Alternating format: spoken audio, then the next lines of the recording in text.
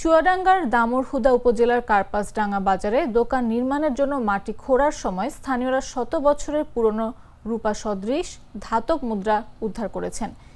মুদ্রাগুলো পরীক্ষা নিরীক্ষার প্রস্তুতি চলছে।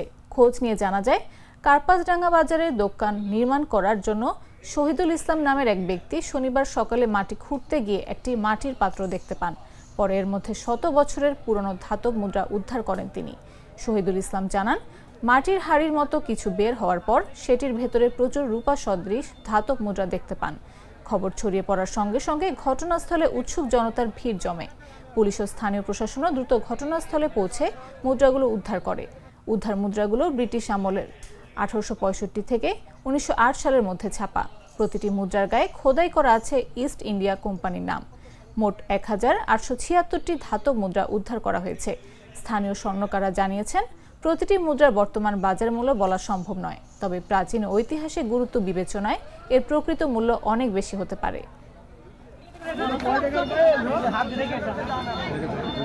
আপনার ওখানে পিতলের কলসের ড্রেজার মেশিন দিয়ে যখন কাজ করছিল, পিতলের কলসে তখন একটা বাধা পাইছিল।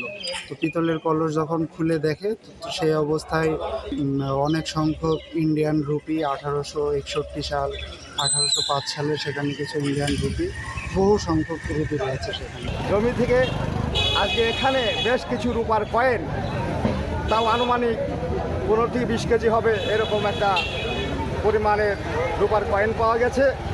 আমরা শুনে থাকি, এর আগেও আমাদের গ্রামে বিভিন্ন জায়গায় দেখা গেছে যে হিন্দুরা বা হিন্দুস্থানের সেই আমলে তাদের রেখে যাওয়া যে অর্থকড়ি বিভিন্ন জায়গায়